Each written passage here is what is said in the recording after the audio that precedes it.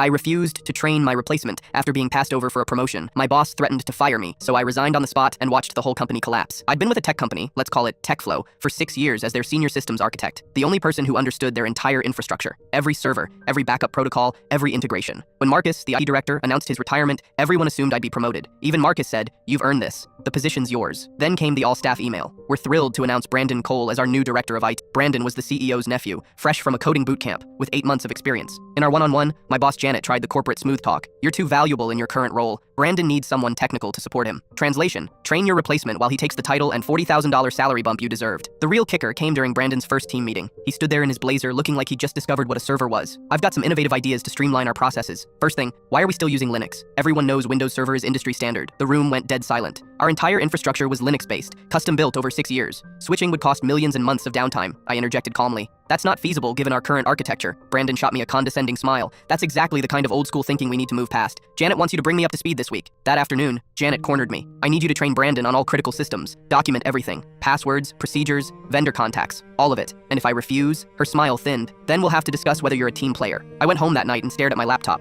6 years of 60-hour weeks, midnight emergency calls, building something from nothing. Now they wanted me to hand it over to someone who thought HTML was a programming language. Monday morning, I came in with a banker's box. I packed my personal items, my notes, my documentation. Then I typed one email. "Effective immediately, I resign. No 2 weeks notice. I've removed my personal documentation. Best of luck." I hit send, walked out, and never looked back. My phone exploded within an hour. First Janet, then HR, then the CEO. 19 missed calls by lunch. The voicemails went from confused to angry to desperate. "You have obligations. You're sabotaging the company. Name your price." I didn't respond. That afternoon, my buddy Derek from accounting sent me a screenshot. Their main client portal had gone down. Brandon tried to restart a server and corrupted the entire database. The backup system I designed kicked in, but Brandon didn't know how to access it. By day 3, their infrastructure was in freefall. The automated billing system stopped working. Client emails bounced. Their website displayed error messages. Brandon had managed to lock himself out of the admin panel and didn't know the recovery process. They hired an emergency consultant at $400 per hour who took one look at their setup and said it would take weeks just to understand the architecture. Week 2, I heard through my contacts that TechFlow lost their 3 biggest clients. Turns out when your systems are down for 10 days straight, clients don't stick around. The CEO tried reaching out personally.